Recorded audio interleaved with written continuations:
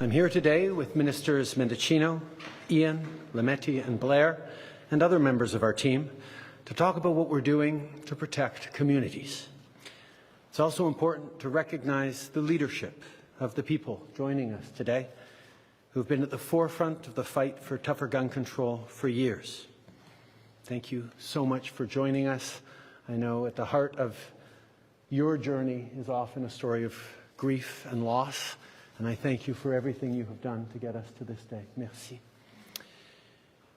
2 years ago, our government banned 1,500 models of assault-style weapons, including the Ruger Mini-14 used at Polytechnique and the AR-15.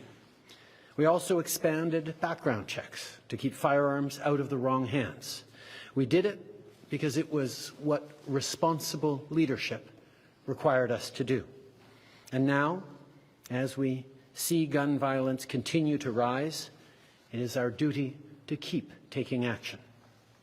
La semaine passée, à Rivière-des-Prairies, dans l'est de Montréal, des coups de feu ont été tirés en plein jour. Et des balles qui ont atteint une garderie. On peut voir les trous des projectiles dans une fenêtre. Heureusement, personne n'a été blessé, mais ça aurait pu être tragique. Les victimes de violences par arme à feu, il y en a déjà eu beaucoup trop. Nothing can bring back Alfred Wong, who was caught in the crossfire of a gunfight in Vancouver when he was only 15. Nothing can bring back Miriam Boundaoui, who came to Canada from Algeria to finish high school and build the future she had dreamed about. But as a government, as a society, we have a responsibility to act to prevent more tragedies. Last summer, during the campaign, some politicians said they would make assault-style weapons legal again. Not only did we stand up to them, but we promised to go even further to protect our communities. We proposed to invest to help provinces and territories put restrictions on handguns within their jurisdictions. However, in our discussions with law enforcement, advocates, and experts, it became apparent that we needed a different solution. So we decided to take a new route, something that would tackle this issue at a national level. And so today, we're moving forward. We're introducing legislation to implement a national freeze on handgun ownership. What this means is that it will no longer be possible to buy, sell, transfer, or import handguns anywhere in Canada. In other words, we're capping the market for handguns.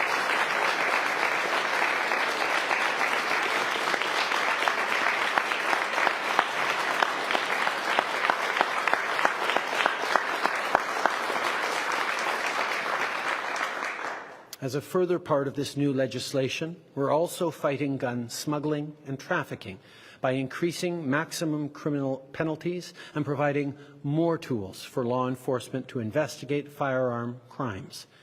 And we'll require the permanent alteration of long gun magazines so they can never hold more than 5 rounds.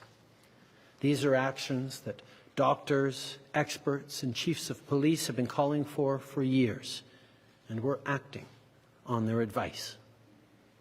I also want to thank the advocates, many of whom are here today, for your tireless efforts. I know that for too many of you, grief and loss are at the root of the work that you do. I want to recognize that, and on behalf of all Canadians, I want to thank you for your strength. Merci.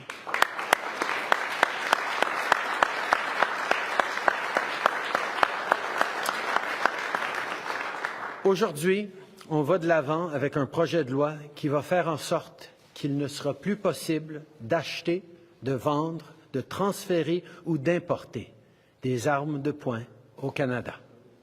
Dans le cadre de ce nouveau projet de loi, on s'attaque aussi à l'importation illégale et au trafic d'armes à feu en augmentant les sanctions pénales maximales.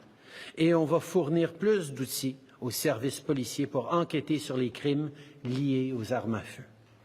De plus, on va exiger la modification permanente des chargeurs d'armes d'épaule pour qu'ils ne puissent jamais contenir plus de 5 cartouches. Pour combattre la violence par arme à feu, il faut s'attaquer à plusieurs fronts. D'abord, avec nos mesures, on plafonne et réduit le nombre d'armes en circulation au pays. Mais il faut aussi continuer de faire de la prévention avec les jeunes qui pourraient avoir des contacts avec des milieux criminalisés. Et il faut poursuivre nos efforts pour s'attaquer à l'importation illégale à nos frontières. We've already invested to strengthen the RCMP and CBSA's capacity to intercept guns coming across our borders. We know our efforts are working because last year our agencies intercepted nearly double the number of firearms than the year before.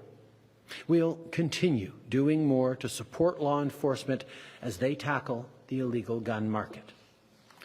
We've thought about this long and hard. We've had many discussions within our caucus with all of our MPs who represent the diversity of our country, MPs from rural communities, MPs from urban communities.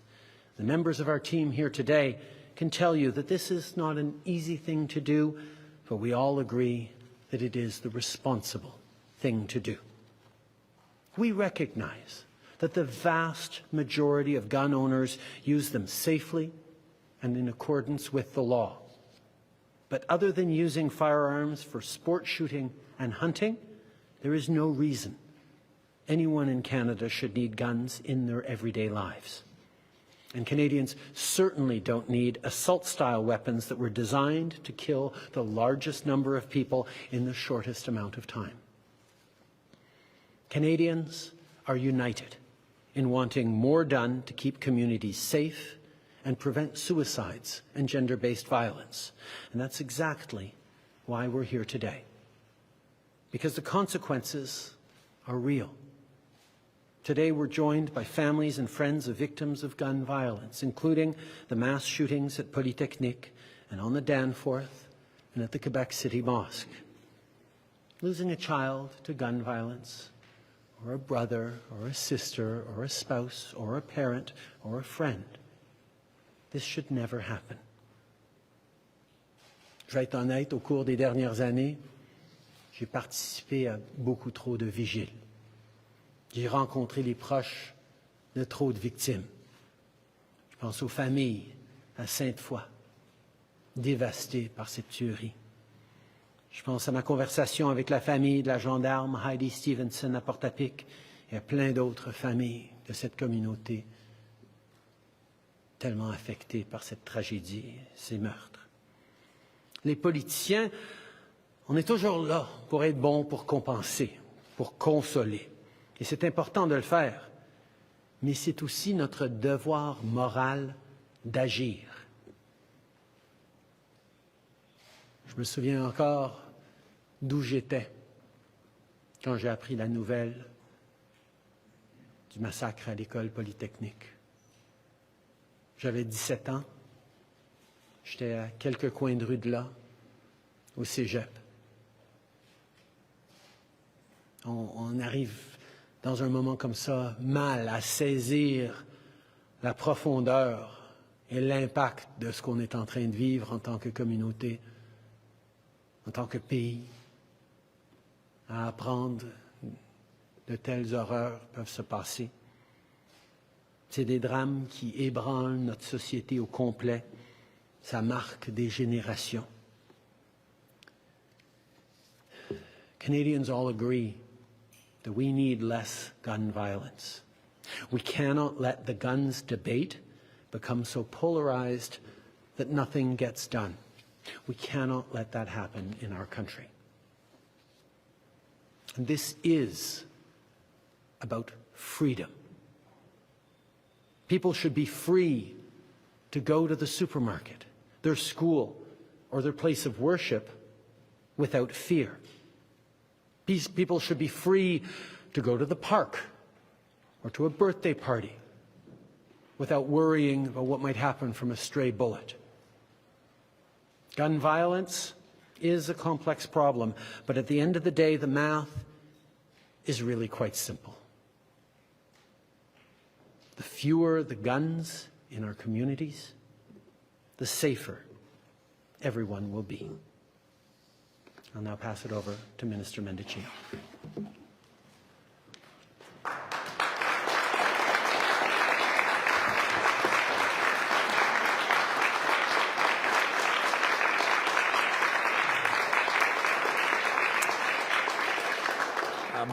Bon après-midi et merci, Monsieur le Premier Ministre. And just before I begin the substance of my remarks, let me just say from the bottom of my heart, thank you to every single person who is on this stage, who has experienced indescribable pain and anguish and loss, the likes of which they would wish on no one else. And in spite of that, they have persevered with their advocacy and their leadership in a way that makes today possible.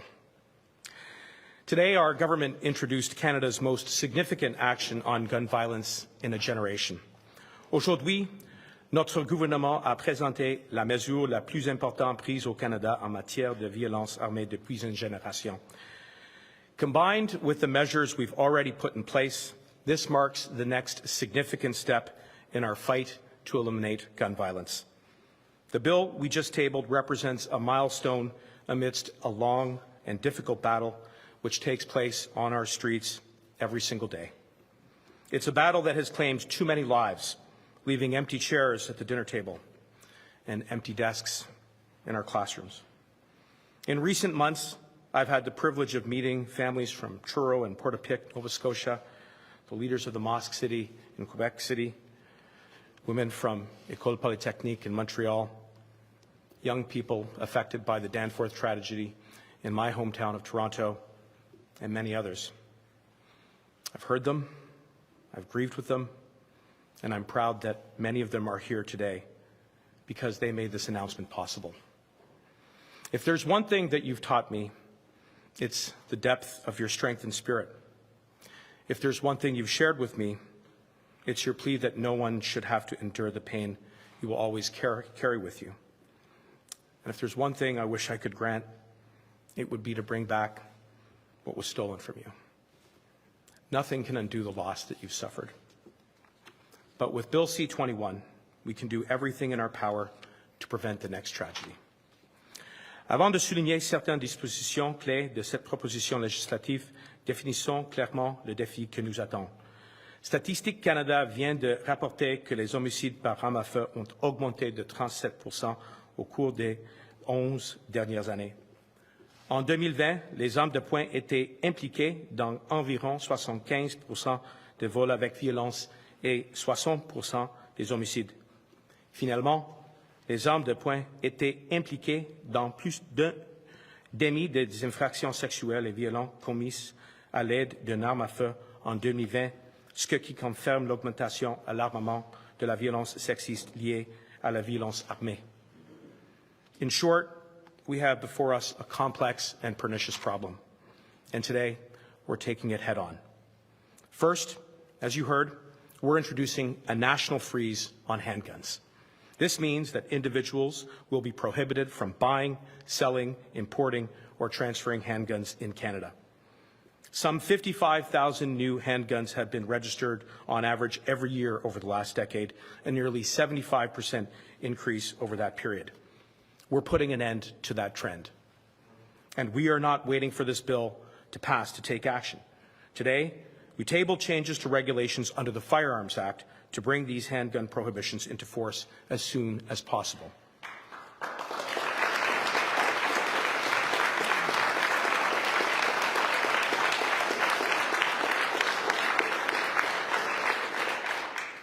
Nous sommes impatients de prendre action. J'ai donc déposé de nouveaux règlements sur ce gel qui sera mis en action très rapidement et qui préviendra l'acquisition de nouveaux armes de poing. Second, this bill takes organized crime head on. If you're in the business of trafficking guns, you'll face stiffer sentences under the criminal code. If you alter a magazine or cartridge of a gun to exceed its lawful capacity, you'll face new criminal charges. And if you're involved in organized crime, you'll face new police authorities, like wiretapping, to stop gun crime before it happens. Furthermore, This spring's budget dedicates additional funds to the RCMP and CBSA so they can build on the record number of illegal guns seized at the border just last year. Et j'annoncerai sous peu le renouvellement de l'initiative fédérale de lutte contre les armes à feu et les gangs qui donnera plus de ressources aux forces policières locales. Ayant travaillé sur les lignes de front du système de justice pénale, je peux vous dire que ce gouvernement est inébranlable dans son engagement à protéger nos frontières, nos collectivités et tous les Canadiens. Third, we're addressing the increasing role that guns play in gender-based violence. The bill will prevent individuals with a prior or current restraining order from obtaining a firearms license and will empower authorities to automatically revoke the licenses of those with a new restraining order. The bill will also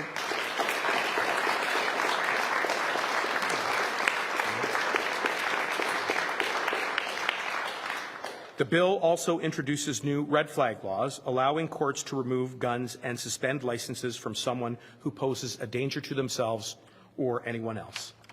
À la suite de conversations que nous avons eues avec des groupes de défense des femmes et d'autres groupes de défense, nous ajoutons des mesures pour protéger l'identité des personnes vulnérables qui s'adressent au tribunal.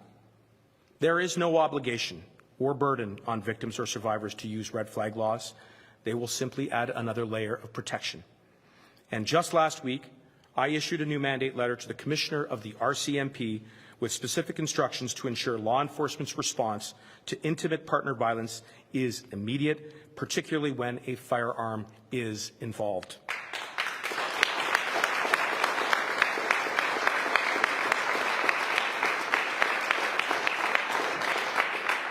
There are other provisions within Bill C-21 that address straw purchasing, replicas, and the glorification of gun violence. These are responsible, common-sense measures that all Canadians can get behind. The challenges we face in our communities are pressing, and I'm calling on all colleagues in the House of Commons and all colleagues in the Senate to pass this bill as quickly as possible.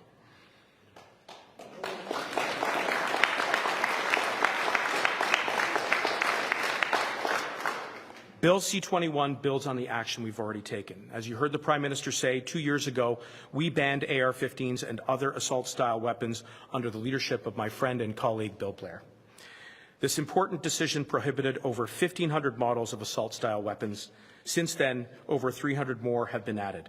We also committed to a mandatory buyback program to get these weapons off of our streets once and for all. And today, I can confirm the imminent launch of the initial phase of this program as we begin consultations with industry on compensation. And we intend to publish further details about the compensation system this summer. The first AR-15s and other assault-style firearms will start to be bought back by the end of this year. It's going to be hard, but we are going to get it done. However, new specifications of assault-style firearms have entered the market that are not fully captured by the terms of the ban. We recognize the need to ensure a comprehensive ban on assault firearms in the legislation, which is why our government is committed to adding this to our bill through an amendment. Il s'agit d'un projet national sans précédent, mais nous allons y arriver car nous voulons que ces armes à feu mortelles disparaissent de nos communautés pour de bon. Finally, today's announcement complements our significant work to stop gun violence before it starts. Earlier this spring, I officially launched the $250 million Building Safer Communities Fund. In partnership with community leaders, we're helping young people to make good choices and to set themselves up for success for life. We'll be accelerating the rollout of this program over the summer. In our efforts, we must be both resolute and realistic. No single bill, including this one, or initiative, will be enough to totally stop gun violence. To ensure that every Canadian feels safe in their community, we must take a comprehensive approach. Banning assault weapons, action at our borders, building safer communities, and today, a new bill. Cumulatively, these efforts mark the most significant efforts at gun reform in a generation. We must fight against the violence that is caused by inaction, indifference, and inequity. We owe it to the survivors, not only who are here with us today, but to everyone who has been impacted by gun violence to do this work, and we look forward to doing it. Thank you. Merci, and I will now...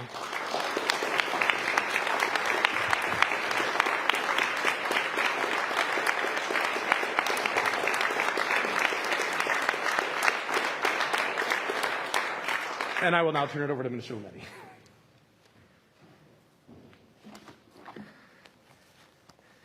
Hello, bonjour. Thank you, Marco, for that introduction, and thanks to all of you for joining us today on the traditional territory of the Algonquin and Anishinaabe.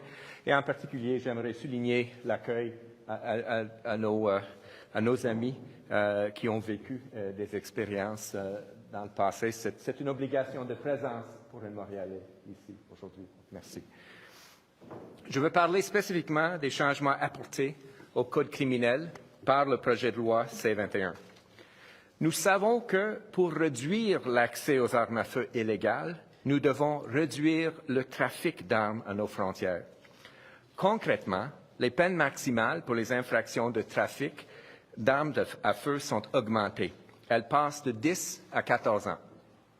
Nous soutenons les services policiers dans leur lutte contre les gangs en permettant l'écoute électronique dans plus d'infractions par l'arme à feu. We are also introducing a new offense of altering a cartridge magazine. Possession of an overcapacity magazine is already a criminal offense because these magazines pose a public safety risk. They enable sustained fire with less frequent reloading. But it is currently not a specific offense to alter a cartridge magazine to exceed the lawful capacity. This new offense will carry a maximum sentence of 5 years in prison. We will also close a gap in the criminal code to extend the prohibition on the import, export, or sale of air guns that look exactly like a conventional regulated firearm, just as lower power replica firearms are already prohibited.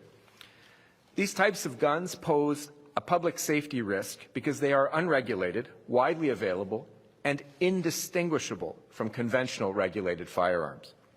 They can be used to commit criminal offenses, and while they are less powerful, they can still cause harm. And because they look the same as real firearms, police need to treat them as if they are real. This has led to tragic consequences. Bill C-21 will work in tandem with our other major law reform bill, Bill C-5, to keep our communities safe and move past the failed criminal justice policies of former Conservative governments. I would now like to invite my colleague, Minister Marcy Ian, the Minister for Women and Gender Equality and Youth, to say a few words. Marcy.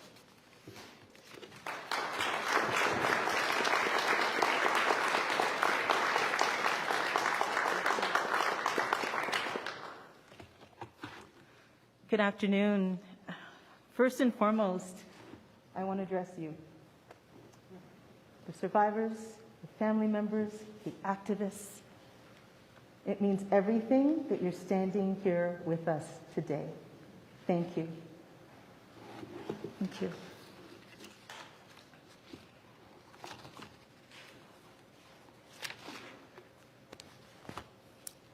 Hello. Bonjour. I'm honored to join the Prime Minister and my cabinet colleagues to speak about the steps that we're taking to address the devastating issue of gun violence. My riding, Toronto Centre, is home to some of the highest rates of gun violence in our country. As one local educator said not too long ago, and I quote, "You see community members' kids going through this all the time. Trauma after trauma. It never gets fixed. It never gets to heal properly." But I know my communities, and I know they always find a way to uplift one another, to somehow move beyond the pain. Mothers for Peace helps so much. It's an organization in Toronto. It supports moms who have lost their kids to gun violence. They help people to grieve. They help people to plan funerals and receive continuing support and counseling. In less than just a couple of years, they have grown considerably. And I have to tell you, they wish they hadn't, because their growth represents the loss of loved ones. And it's not just about community organizations coming together. This is about finding solutions to make sure we stop the circle of violence, not just at the municipal level, but federally as well. And when we speak about gun violence, we need to remember that during the pandemic, instances of domestic abuse skyrocketed. And our government acted quickly to provide emergency funding so that women's shelters could keep their doors open. People in women's shelters, the workers there rolled up their sleeves and they kept going because they needed to. They provided life-saving services. We know there's much work to be done before women and children walk through the doors of a shelter. It is about preventing violence from happening in the first place and tackling the root causes of gender-based violence. Some hard facts through the lens of today's announcement. The likelihood that domestic violence will end in death is much, much higher when there is a gun in the house. The data shows us that having access to firearms by an intimate partner increases the likelihood of femicide by 500%. And recently, the Ontario Coroner's Death Review Panel found that 26% of women who are killed by their spouse are killed by firearms. These stats remind us that we need to do so much more to protect women, including those most at risk: Indigenous women, racialized women, trans women, newcomer women. And this bill, this legislation, aims to do exactly that. Thank you so much. Merci beaucoup.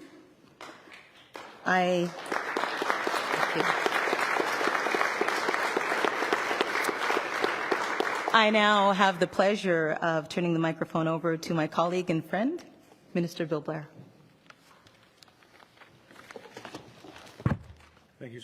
Thank you so much, Marcy. Good afternoon, everyone. Bon après-midi, tout le monde. As the Prime Minister has outlined, today Canada is taking some very significant steps forward to keep our communities safe from the devastating impacts of gun violence. And in the long and tragic history of gun violence in this country and around the world, there have not been very many good days.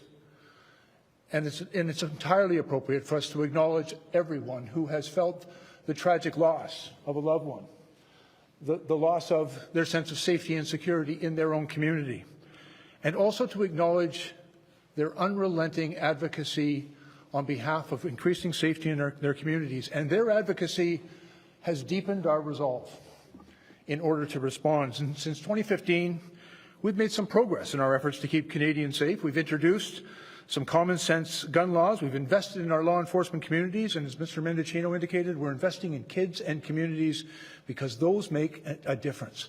And they change the circumstances in our communities that give rise to violence.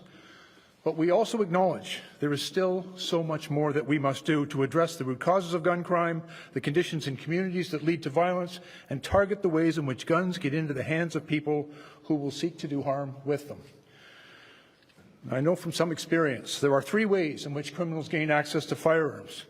They are smuggled across the border from the United States, which is one of the largest small arms arsenals in the world. They are stolen from legal gun owners, and they are purchased legally by individuals who have a license to make the purchase, but then sold illegally in a process we sometimes refer to as straw purchasing. And we are taking effective steps in Bill C-21 to address all of the ways in which criminals gain access to guns. We also know that there are circumstances where a gun may be owned legally, but the circumstances of its ownership may change. It may be in a home where there is now incidents of gender-based violence and domestic violence. It may be in a situation where a person suffering from suicidal ideation has access to that firearm. Or it may be accessible to somebody who has been radicalized to violent extremism.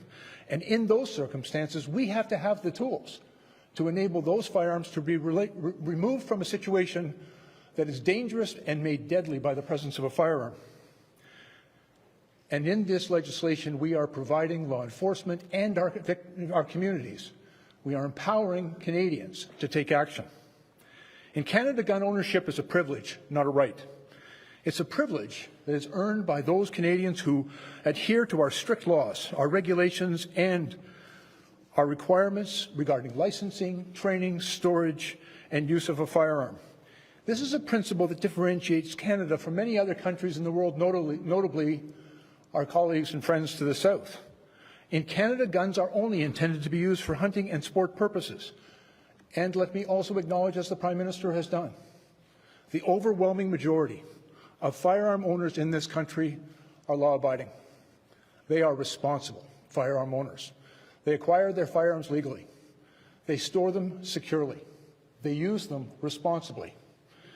They earn the privilege of firearm ownership, and we respect them for their adherence to their laws.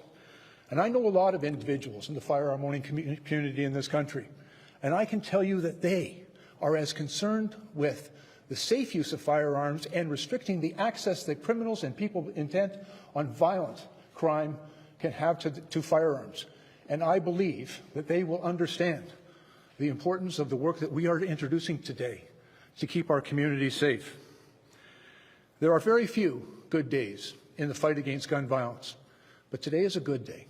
Today is a day when Canada stands up and says, we will not tolerate this level of violence in our communities, and we will take the action that is necessary and that the overwhelming majority of Canadians support to ensure that we restrict the access that those who are intent on violent criminal activity or who may use a firearm to harm themselves or others will have through strong legislation and strong action.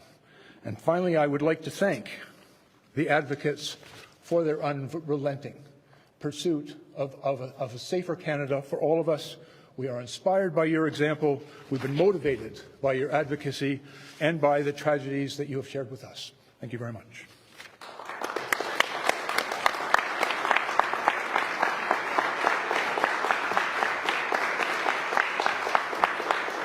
OK, merci. Nous avons maintenant 20 minutes pour des questions avec le Premier ministre et les ministres.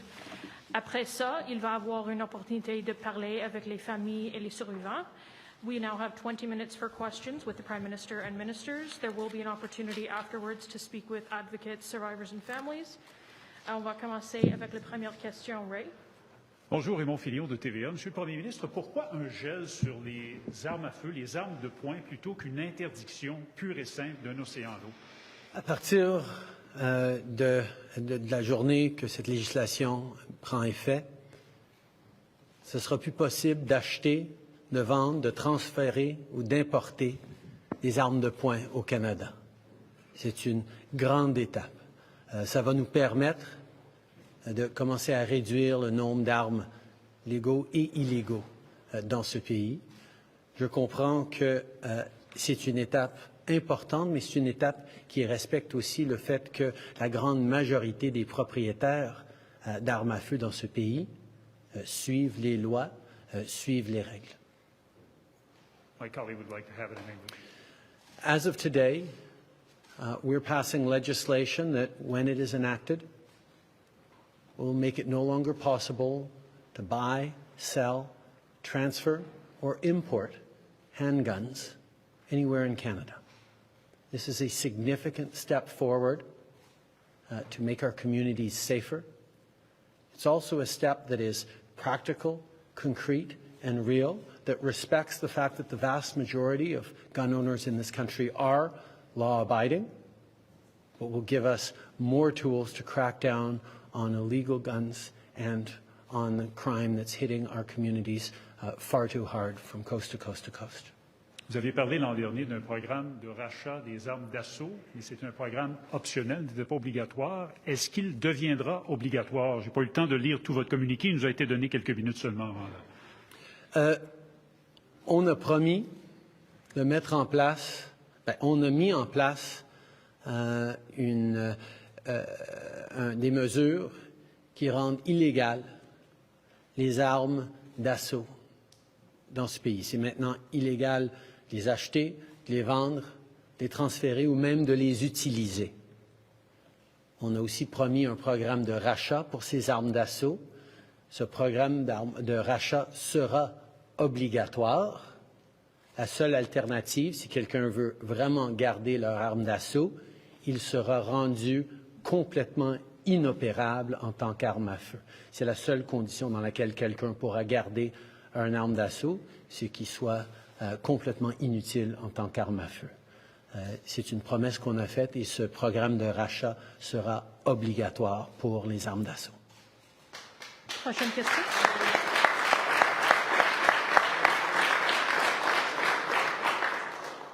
Good afternoon, Prime Minister. We know many of the guns that are used in violent crime in Canada are illegally sourced from the United States.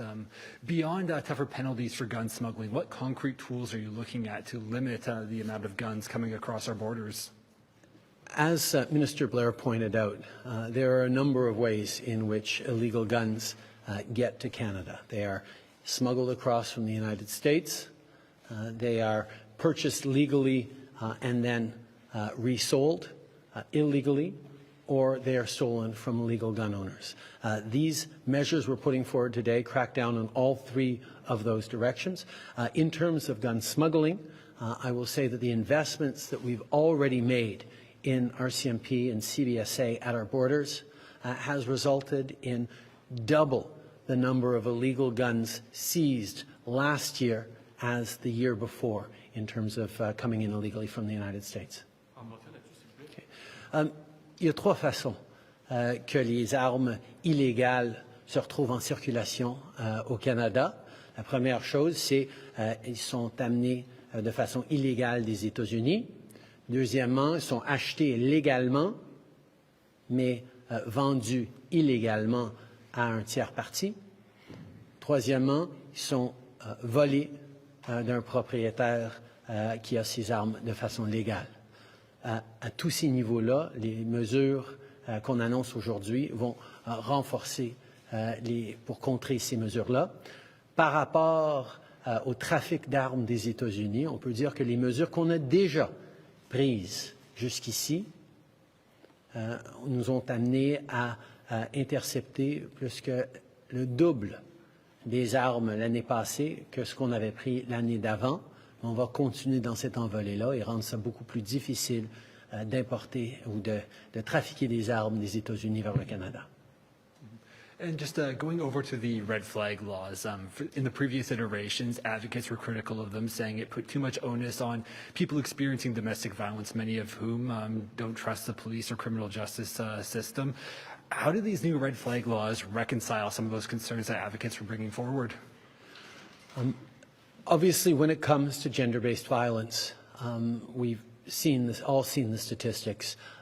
The presence of firearms lead to much more tragic outcomes, and that's why we know that red flag laws that have been used in various jurisdictions are a further tool in countering gender-based violence, in keeping people safe. We also know that it's an area in which we need to work very closely with advocates and stakeholders, people who've carefully reflected on this, and that's why we were informed in our current framing of the way red flag laws work by the feedback we got from communities that know that, yes, it is an important tool in preventing gender-based violence, but it should not raise the risk level or make even further vulnerable people who are already in vulnerable situations, mostly women. Prochaine question. Bonjour, Louis Blouin de Radio-Canada. Il va falloir attendre quand même quelques mois avant que ce gel d'armes de poing n'entre en vigueur. Vous ne croyez pas que d'ici là, les gens se précipitent pour en acheter? Ce n'est pas contraire à l'objectif? On sait qu'une fois que cette législation sera en place, ce ne serait plus légal d'acheter, de vendre, de transférer ou d'importer des armes à feu au Canada. Et oui, on espère qu'avec le travail qu'on fera à la Chambre des communes avec les autres partis, on espère pouvoir passer cette législation le plus rapidement possible. Mais si jamais ça prenait trop de temps, on a aussi mis en place des mesures de régulation qui vont s'assurer que ce gel arrivera, même si ce projet de loi tarde dans les coulisses du Parlement. Je vais vous parler du programme de rachat des armes d'assaut. il y a des gens qui pourraient, parce qu'il y a des nouveaux modèles qui sortent, qui sont pas sur votre liste de 1500, il y a des gens qui pourraient prendre le remboursement que vous leur donnez puis s'acheter une nouvelle arme avec. Comment vous allez faire? Est-ce que vous allez changer les critères? Est-ce que vous allez ajouter des armes à mesure? Comment vous allez procéder pour empêcher que d'autres modèles, des nouveaux modèles arrivent sur le marché? C'est une très bonne question, Louis. Et je dois souligner que oui, on a banni 1500 modèles d'armes de style assaut. Mais la réalité, c'est qu'on est rendu à 1800 modèles maintenant bannis. Donc, on va continuer d'en ajouter. Effectivement, il y a une question qui dit, est-ce qu'on devrait être en train de les ajouter une à une chaque fois qu'un nouveau modèle sort, ou est-ce qu'on peut créer des définitions qui vont capter tous les armes à feu impliquées? C'est exactement un point sur lequel on est en train de travailler, mais quelle que soit la façon qu'on va le faire, on va s'assurer que des nouveaux modèles d'armes de style militaire soient quand même illégaux au Canada. On a les mesures, on a les moyens de s'assurer qu'il n'y aura plus de vente d'armes d'assaut de style militaire. Prochaine question. Bonjour, Monsieur le Premier ministre. J'aimerais savoir comment est-ce que vous allez vérifier la validité et la véracité des permis d'acheteurs potentiels, parce qu'il est très facile aujourd'hui de falsifier un permis. Une des mesures qu'on a mis de l'avant l'année passée, c'était pour approfondir les vérifications d'antécédents, pour s'assurer que les permis et que les acheteurs d'armes dans le système légal soient vérifiés de la bonne façon. Mais je vais passer la parole à mon ministre qui pourra vous en dire plus à ce niveau-là. Merci pour la question. Il y a moins que 2 semaines qu'on avait lancé la prochaine étape d'implémentation de le règlement sur le projet de loi C-71. Et avec ce nouveau règlement, il y a plusieurs des obligations avec tous les vendeurs pour garder des records, pour vérifier, pour prendre des étapes pratiques pour vérifier l'identification de qui veulent acheter un arme à feu. Et ça, c'est un exemple concret de la mesure du bon sens. C'est un produit de tout le feedback qu'on a reçu, pas seulement les personnes qui sont ici aujourd'hui, mais même de les chefs de policière. Et avec cette mesure concrète et pratique, on peut mieux protéger tous les Canadiens et les Canadiennes. Monsieur Mendicino, la deuxième question est aussi pour vous. Ok, très bien. Non, la deuxième question était aussi pour Monsieur Mendicino, excusez-moi. Vous avez mentionné tout à l'heure la prévention auprès des jeunes, notamment les jeunes qui sont impliqués dans des gangs. Est-ce que dans les gangs, oui. Excusez-moi. Est-ce que ça va impliquer un transfert de fonds en santé aux provinces? Mais toujours, nous serons là pour travailler ensemble avec les provinces et les territoires. Il y a une bonne collaboration dans les compétences des services policiers qui sont là pour protéger nos communautés. Et aujourd'hui, on a lancé un projet de loi qui a des nouvelles mesures pour adresser les violences causées par les armes à feu et même par les gangs qui utilisent cette arme à feu, avec de nouvelles sanctions sous le code criminel, comme le ministre le Mété a souligné. Il y a plusieurs des autorités pour les services policiers, par exemple dans les contextes de la surveillance de wiretap, qui peuvent prévenir la violence causée par les armes à feu. Mais c'est pas seulement ça. Peut-être la plus importante chose qu'on peut transmettre aujourd'hui est qu'il faut, oui, investir dans nos forces policières, mais en même temps, il faut travailler ensemble avec la communauté pour prévenir la violence dans la première place. Donc, il faut avancer avec les 3 piliers. Ian Bailey, Globe and Mail. Obviously, my questions for the Prime Minister. Is this handgun freeze an intermediate step towards an outright handgun ban? And if so, when would that happen? If not, exactly why not? We recognize that the vast majority of gun owners in this country are responsible and follow all necessary laws. We are, however, facing a level of gun violence in our communities that is unacceptable, which is why we are acting. As of the passage of this legislation, it'll be illegal to purchase, to sell, to transfer, to import handguns in this country. And that will give significant tools to reduce the number of handguns in our communities and to protect people from gun violence.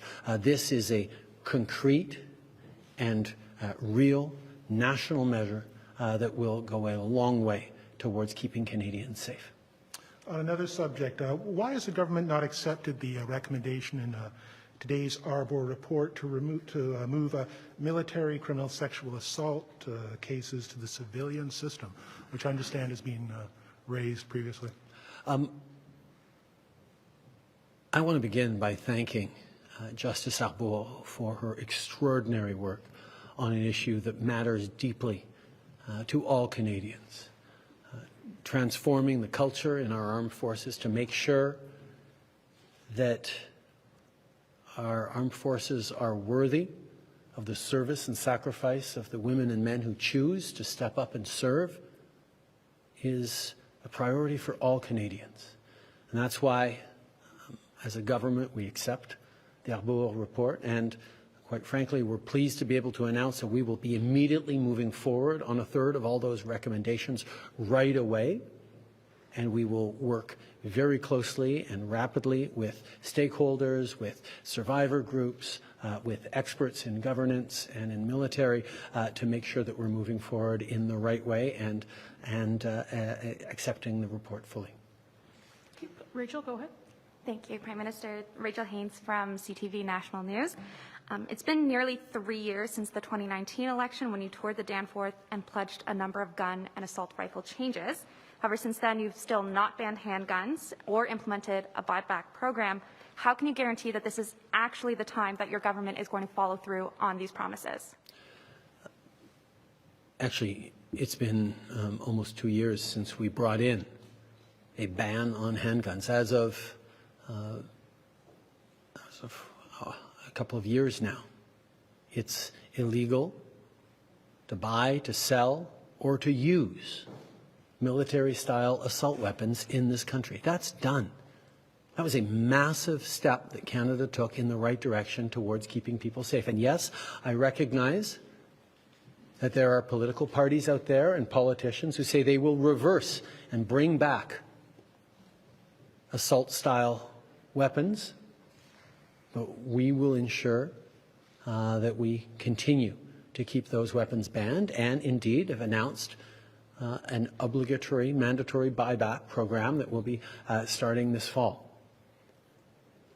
before the end of the year. That's an important step forward on keeping that promise we made to Canadians to strengthen gun control in this country, despite certain other people wanting to loosen gun control in this country. At the same time, you're absolutely right. I made a commitment a couple of years ago that we would move forward on empowering municipalities, big cities devastated by gun crime like Toronto or Montreal or any other community that wanted to ban handguns, to do exactly that. In many discussions with those municipalities, it became clear that they didn't feel like they had the ability or the tools to do that, and it didn't make sense for them. So we then made a commitment in the very last election that we would work with provinces that wanted to ban handguns within their jurisdictions. We'd heard from Quebec, we'd heard from other provinces that said, yes, we want a ban on handguns.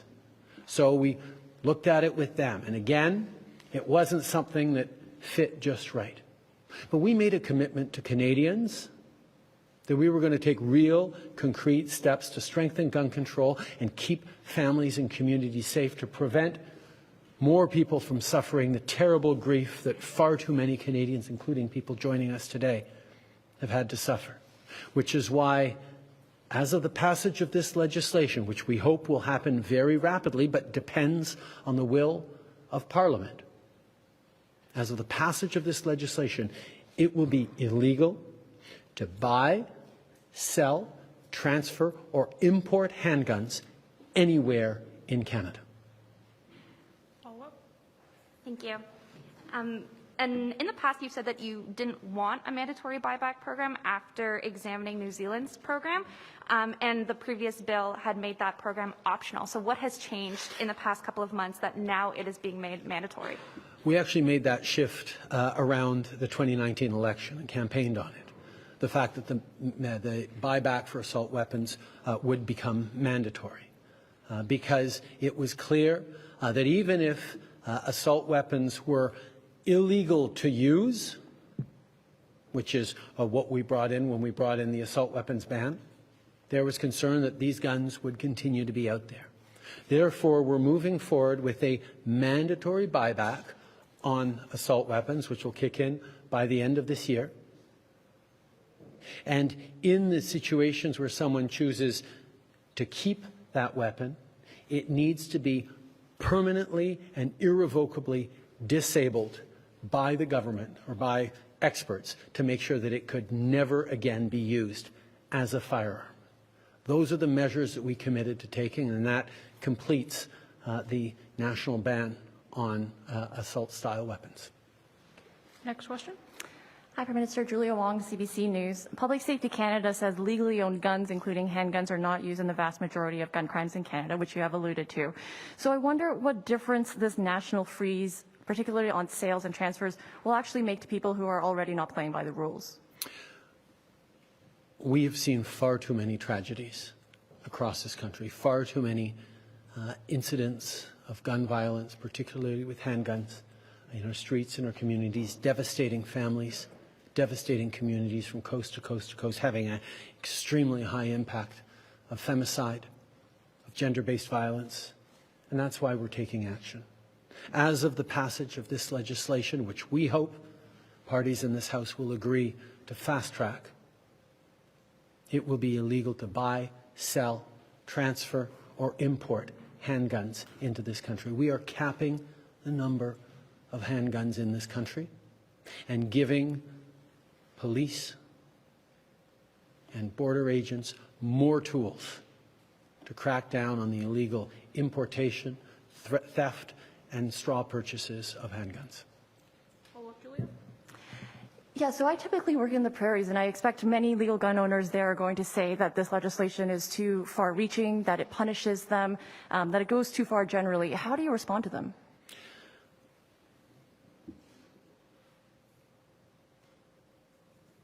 People should have the freedom in this country